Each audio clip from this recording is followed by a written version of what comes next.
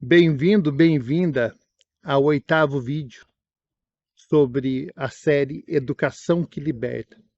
Essa série teve início alguns meses atrás e estamos desenvolvendo nessa série uma comunicação, principalmente entre pais e filhos.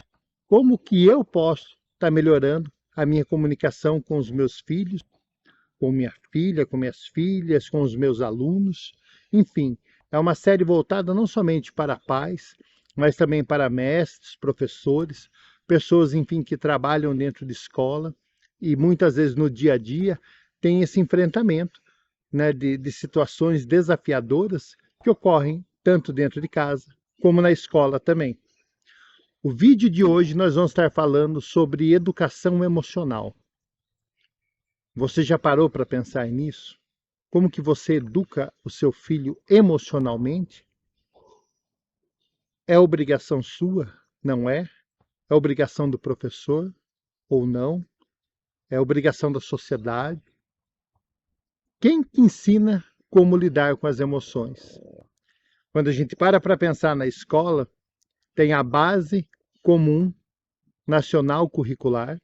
Eu estou aqui falando com você, porém tem algumas anotações que eu faço aqui, que tem momentos que eu vou estar olhando para essas anotações, mas nós vamos trocando uma ideia, vamos batendo um papo, vamos destrinchando, vamos aprofundando nessa conversa. Então, olha, a Base Nacional Comum Curricular, conhecida também como BNCC, ela é presente em todas as etapas da educação básica, desde a educação infantil até o ensino médio. A BNCC define as competências socioemocionais que devem ser desenvolvidas na escola como, dois pontos, vamos lá, autoconhecimento, autogestão, consciência social, habilidades de relacionamentos, empatia, automotivação e tomada responsável de decisões. Olha que interessante. Você sabia que seu filho tem matéria sobre isso? Na verdade, não é uma matéria específica sobre isso, mas que dentro das matérias, dentro da grade curricular, o professor é instruído a estar orientando o aluno sobre isso. Às vezes uma conversa, e olha que dentro da sala de aula tem bastante, dá para a gente estar trabalhando várias questões dessas, ok? Para você que está chegando agora, meu nome é Newton Trento, sou psicólogo da Conexão Horus. Bem-vindo a esse 8º encontro. Ok? Eu fiz aqui algumas anotações e eu gostaria de estar compartilhando com vocês e começando, claro, com uma pergunta. Uma pergunta bem diretiva. Você já parou para pensar como a forma como lidamos com as emoções influenciam todos os aspectos da nossa vida? Tudo. Tem pessoas que são mais emotivas naturalmente. Tem algumas outras pessoas que são mais racionais. Tem outras pessoas que são mais instintivas. O corpo que lida primeiro com as informações que chegam para elas. Porém, nenhuma dessas pessoas que eu comentei deixa de passar pelas emoções. Por mais racional que você seja, em determinado momento, toca as suas emoções. Eu aponto para o coração, que muitas vezes é onde estão as nossas emoções. Por mais que você fala, não tem nada, o coração é só um negócio que vai bombear sangue para os outros órgãos, para o corpo, ok. Mas tem momentos na sua vida que dá frio é na barriga, não é na mente. Tem certos momentos que dói o seu peito, não dói a cabeça. Para algumas pessoas que são mais racionais, a cabeça é o primeiro lugar que começa a latejar. Agora, para pessoas que são mais emocionais, é o coração o centro das emoções, o mundo das águas. E aí você pode perguntar para você mesmo nesse momento, quais são as águas que estão permeando o seu coração? Se são as boas águas ou se são as más águas, as mágoas. Ok? Então vou voltar aqui na pergunta e seja o mais sincero que você puder ser com você mesmo. Você já parou para pensar como a forma como lidamos com as emoções influencia todos os aspectos da nossa vida? Pensa bem. As emoções permeiam todo o nosso ser. está em tudo quanto é momento. Por mais razão que você haja, um instinto naquele momento, por exemplo, um carro vem vindo de frente com você, você desvia, isso é instinto. A hora que passa isso, muitas vezes o corpo está tremendo, começa a xingar a pessoa, enfim, por aí vai. Mas a emoção não tem como nós desassociarmos dela, faz parte. E aí é claro que é óbvio que é muito importante nós aprendemos a lidar com isso. E que fantástico que a escola está começando a desenvolver essas questões também. Porque pensa bem, como que você tem educação emocional? Muitas vezes observando as pessoas ao redor. Muitas vezes observando o papai, a mamãe, o responsável, a tia da escola, o diretor, a diretora, o padre, pastor, enfim, pessoas que estão ao nosso redor, muitas vezes dão alguns modelos de como elas se comportam emocionalmente. Uma pessoa que grita demais tem uma tendência a ter um descontrole emocional mais fácil. Aliás, o gritar já é sinais, talvez, de uma imaturidade emocional. E ok, ó, se eu vivo gritando, tá tudo bem, talvez você não tenha consciência disso. Agora que você tem, você é capaz de mudar. Lá no primeiro vídeo dessa série, nós falamos sobre consciência. Sobre consciência. Ok? E a partir do momento que você tem consciência, você é capaz de fazer escolhas sobre isso. Continuando aqui nas anotações. Pessoal, retomando o vídeo. Hoje, quando eu fui editar o vídeo, eu vi que uma parte eu perdi. Por isso que você vai ver que o ângulo da câmera mudou e tudo mais. Mas, enfim, coisas do dia a dia que acontecem. Voltando ao nosso tema. Por que que é importante, então, ajudar a criança a nomear os nomes? E eu coloquei aqui uma justificativa. Crianças e adolescentes muitas vezes não sabem lidar com suas próprias emoções. Pais e professores têm um papel crucial de ensiná-las a reconhecer, nomear e gerenciar os seus sentimentos. Eu incluí professor por causa da base comum curricular nacional. Porém, o papel principal é dos pais. E olha que dificuldade enorme que é. Imagina colocar mais essa encrenca para um professor. Eu falo que dificuldade enorme porque às vezes nós temos 1, 2, 3, 4 filhos.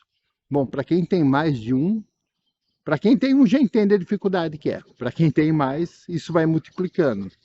Agora imagina para o professor que está lá na sala, às vezes com 16, com 17, com 20, com 30 crianças. No estado eu cheguei a administrar aula para mais de 40. Tinha mais de 50 na chamada. Então, assim, é um desafio enorme. Porém, sim, o professor vai fazer a parte básica. Agora, cabe aos pais esse papel de estar apoiando e estar ajudando a criança a estar nomeando os nomes. Se você passou pela sua adolescência e pela sua infância, e você recordar, né, óbvio que você passou, mas puxa aí na memória. Muitas vezes chegava em casa sem angustiado, revoltado às vezes com a vida, e não sabia nomear aquilo que estava sentindo. E muitas vezes os pais, com a intenção positiva de ajudar, às vezes vêm com palavras um pouco mais ríspidas, para de frescura, isso não existe, no meu tempo a coisa era diferente. Enfim, os tempos mudaram, as coisas mudaram. Eu ouço muito aluno que às vezes vem conversar comigo, e clientes, e falar, se eu for falar isso para meu pai, para minha mãe, ele vai falar que é frescura.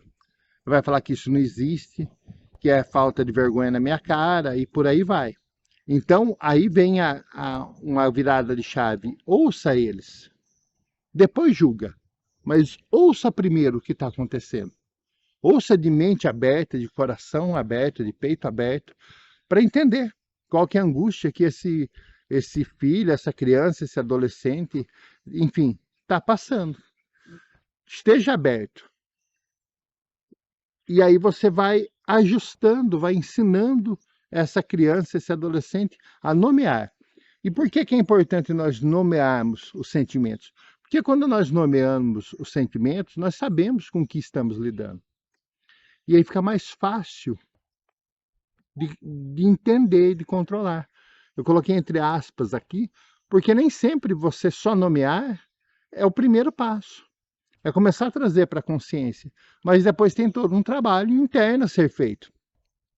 E aí é o papel fundamental do pai e da mãe, do responsável, em estar apoiando essa criança e esse adolescente. Levar para terapia, fantástico, ajuda muito. Mas aí a criança está sendo trabalhada e o pai e a mãe está também sendo trabalhado, esse responsável está sendo trabalhado. Isso eu ouço também diariamente, eu com a minha esposa, que somos terapeutas. É ele que tem problema, eu não preciso passar por terapia. Isso falas de pai, mãe e responsáveis, ok? Fica a dica. Para a gente, para nós, como adultos, já é desafiador. Para uma criança, é muito mais nomear os seus sentimentos. Continuando aqui nas anotações, quando as crianças conseguem nomear o que sente, elas se sentem mais seguras e entendem melhor suas reações. Óbvio, mas isso é óbvio agora que eu estou falando. Muitas vezes isso fica meio nebuloso, fica meio nublado, a gente não sabe como lidar muito bem. Reforçando aqui, então, quando você ajuda o seu filho, a sua filha, a criança que você cuida, a nomear os seus sentimentos, ela começa a se sentir mais segura. Ela se sentindo mais segura, facilita a vida de todo mundo. Dela, principalmente, o maior ganho é a criança que tem em se sentir bem, se sentir segura, e automaticamente isso acaba refletindo na relação familiar. Muitas vezes ela vai parar de ficar grudada em você. A hora que você chega e vai cozinhar alguma coisa, a hora que você chega e vai continuar o trabalho em casa, a hora que você chega e quer descansar um pouquinho, a criança está ali grudada, por muitas vezes falta de insegurança. Prosseguindo. Seu filho está irritado. Ao invés de dizer não fique bravo, você pode perguntar para essa criança: você está se sentindo frustrado porque algo não saiu como esperava? Você gostaria de falar um pouco mais sobre o seu dia? Explique um pouco melhor o que aconteceu, o que te deixou irritado. Qual o motivo? Da onde surgiu? Olha que legal, você abre uma janela, você abre uma porta enorme para estar se comunicando com os sentimentos do seu filho e da sua filha, mudando pequenas palavras, fazendo pequenos ajustes. Ok? É mais ou menos assim, se você dirige, se você pilota algum carro, ou se você está no passageiro observando quem dirige, se a pessoa está na estrada a 100 por hora e ela fizer esse movimento rápido com o volante, o carro vai capotar. Ou então vai bater em algum lugar, mas a tendência é que ele faça cause um acidente. Agora, se a pessoa que está pilotando faz um pequeno ajuste no volante, leva ela para outra faixa e leva ela para outras direções suavemente. Assim é a nossa comunicação com os nossos filhos. Às vezes, pequenos ajustes, e não são neles, é em nós, como pais, como responsáveis, como professores, pequenos ajustes faz total diferença na vida dessa criança. Pequenos ajustes levam essa criança para outros lugares. Algum exemplo que às vezes eu convivo ali na escola, o coleguinha do lado quer ajudar, porém ele não tem ferramentas para fazer isso. E aí ele chega para o colega que está um pouquinho ali com a cabeça baixa, um pouco cabisbaixo, e fala assim: você está triste? Você está com vontade de chorar? Pronto, era o que a criança precisava para pôr tudo para fora aquilo. E por que eu falo que não tem ferramentas? Né? E com a intenção positiva de ajudar, muitas vezes atrapalha. Porque vai ali e joga esse filtro, põe essa visão. Você está triste? Você quer chorar? Então, assim, nós como responsáveis, como professores, como educadores que atuam dentro de escolas, e quando eu falo educador, não é somente o professor, são todas as pessoas que estão envolvidas dentro da escola, também perceber que eu não posso mandar filtro para as pessoas. Então, a mesma frase, assim, bem simples: está tudo bem? Eu já estou fazendo uma pergunta que vai direcionar, que vai conduzir a pessoa para ela falar: não, não estou bem, estou mal, ou estou bem, só para morrer o assunto. É diferente de eu perguntar como que você está. Eu não estou perguntando se ela está bem. Olha, pequeno detalhe, pequeno ajuste. Como que você está hoje? Como que você está agora? A pessoa vai falar o que ela realmente está sentindo. Eu não preciso olhar para uma criança e falar, você está triste, né? Por mais que o corpo dela esteja dizendo tudo. Deixa ela falar, deixa ela começar a nomear. Isso já é uma viradinha de chave, já é uma técnica, vamos dizer assim, para você estar ajustando a fala com seu filho e com a sua filha, ok? Continuando aqui. O que você pode sugerir para a criança também? Sugiro uma atividade simples, como manter um diário das emoções, onde a criança anota o desenho que sente ao longo do dia. Olha, você pode, quando você quiser colocar os sentimentos seus que está aí fora, aí dentro para fora, você pode estar escrevendo, ou então estar desenhando. E depois, claro, que se essa criança quiser compartilhar com você, você pode sentar com ela, trocar uma ideia, bater um papo, falar sobre aquele desenho, falar sobre aquelas frases que ela está escrevendo ali, o que ela está colocando para fora. Uma outra dica, muitas vezes o que ela ouve de música, o que ela assiste no YouTube, quem ela segue no YouTube, quem ela segue no TikTok, enfim, nessas redes sociais, também vai dizer muitas vezes do que ela está sentindo, do que ela quer expor para fora. Tudo bem? Uma música, às vezes, já nós como adultos, acontece isso constantemente. Você ouve determinada música e parece que aquele autor da música escreveu uma música para você, né?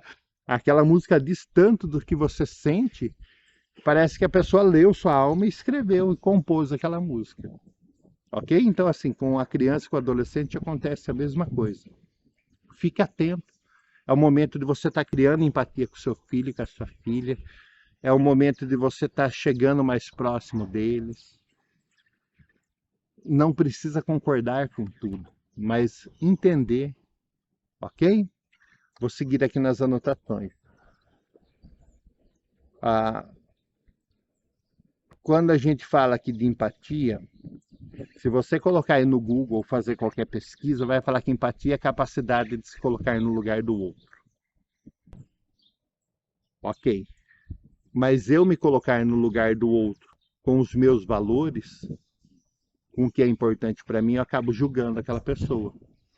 Então, coloque assim no lugar do outro. Olhe do ponto de vista do outro, porém, com os valores desse outro, não com os seus, porque senão vira julgamento. Tudo bem? Vamos ver aqui ó, um exemplo prático. Quando uma criança vê algum colega triste, ensinar a perguntar: como você está? Posso ajudar de alguma forma? Isso você ensina a criança a estar criando empatia.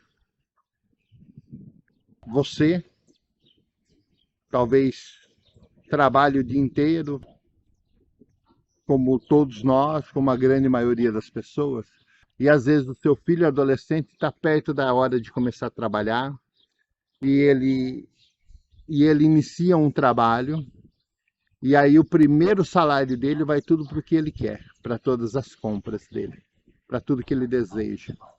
Talvez é um momento de você estar falando, viu? Você já percebeu como o papai, como a mamãe rala bastante aqui para pôr uma mistura na mesa, para pôr uma comida diferenciada, para pôr o pão nosso de cada dia, que você come. E além de você comer, muitas vezes sou eu que preparo, sou eu que lavo, sou eu que cozinho. Então, está na hora agora, talvez, de você ajudar um pouco com uma mistura, com uma conta de água, com uma conta de energia elétrica. Isso é uma forma também de estar ensinando empatia para a criança, para o adolescente. Ele entender, e além disso você começa a dar responsabilidades para ele. E por mais que alguns rateiem e reclamem, no fundo eles gostam. Quando você dá responsabilidade para um adolescente, para uma criança, ela se sente importante. Ele, ela, se sente útil, se sente valorizado. E elogiar. os pequenos acertos que essa pessoa faz no dia a dia, ok? Prosseguindo aqui. Outra coisa que dá para fazer, ó, incentive atividades em família ou na escola que promovam a cooperação e o compartilhamento, como dinâmica de grupos ou jogos colaborativos. Ok, isso é... Tinha uma dinâmica que o pessoal fazia, que era desenhar um mundo perfeito. Aí a pessoa fica ali, 2, 3, desenhando aquele mundo perfeito e tudo mais. E aí vem outro e de repente rabisca e começa a mudar aquele mundo perfeito dela. E aí já começa uma discussão, claro. E é um momento, às vezes, da gente estar trabalhando sobre... Será que a forma como você vê o mundo perfeito é como todos os outros veem? O que aconteceria se, em vez de eu chegar rabiscando, eu conversasse com você primeiro para colocar minhas ideias do que é um mundo perfeito? Aí vai gerando empatia, vai gerando aproximação, vai gerando trocas, vai gerando um convívio. Eu tenho hora que a câmera está balançando um pouco, eu acredito que é o vento. Mas vamos lá, depois a gente vai ajustando isso, perdão. Como que você pode trabalhar também a parceria com o professor? A comunicação entre pais e professores é vital para criar um ambiente onde as crianças se sintam apoiadas e compreendidas. Estando dentro de escola, eu observo que muitas vezes os pais vão para uma reunião, e eu sei também que é desafiador, a reunião de pais. Muitas vezes é marcado no primeiro horário, muitas vezes é marcado no final do dia. E é um desafio enorme para todos nós, muitas vezes marcado em cima da hora. Porém, se prepara para ir para essa reunião. Eu observo que muitos pais entram, não vê a hora de assinar a lista e ir embora. Porém, participa dessa reunião. Talvez é um momento de você perguntar para o professor, para a professora, como que seu filho está? Como que essa criança que você é responsável está lidando ali dentro da escola?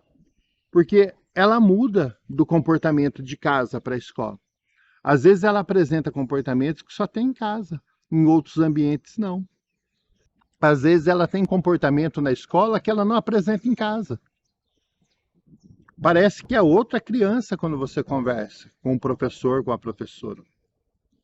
Muitas vezes ela não apresenta a dificuldade que ela tem na escola para os pais, para os responsáveis. Então, ali, às vezes, 5 minutinhos de qualidade com o professor vale a pena para você estar entendendo como que seu filho é em outro ambiente. Muitas vezes a criança estuda no período integral. Ela passa muito mais tempo com as tias da escola, com as pessoas, do que com viver ali em casa. E no momento que ela está em casa, muitas vezes as regras são mais maleáveis, as regras não são tão rígidas, é momento mais de diversão ou não. Então é interessante entender como que essa criança está em outro ambiente. E é uma forma também de você estar se aproximando desse professor, dessa professora, das tias da escola, para ter um convívio mais saudável, mais harmonioso entre vocês. Isso melhora para todos nós, pais, e também para os responsáveis que estão ali no dia a dia da escola. Tudo bem? Para reforçar e finalizar esse vídeo aqui, hoje vimos a importância de ensinar a criança a identificar e lidar com suas emoções, desenvolver a empatia desde cedo e a necessidade de uma colaboração mais estreita entre pais e professores. Se esse vídeo está fazendo sentido para você, por favor, compartilhe com outros pais, deixe algum comentário. Comente aí embaixo o que você faz, qual que é a técnica que você usa para auxiliar o seu filho, a sua filha, na educação emocional dela. Ok? Será um prazer imenso ler. Compartilhe, comente. Nos vemos no próximo vídeo, no 9º vídeo. Até lá, uma ótima semana, um ótimo final de semana. Não sei em qual momento você está assistindo esse vídeo, mas que você esteja em paz. Gratidão imensa. Até o próximo. Tchau.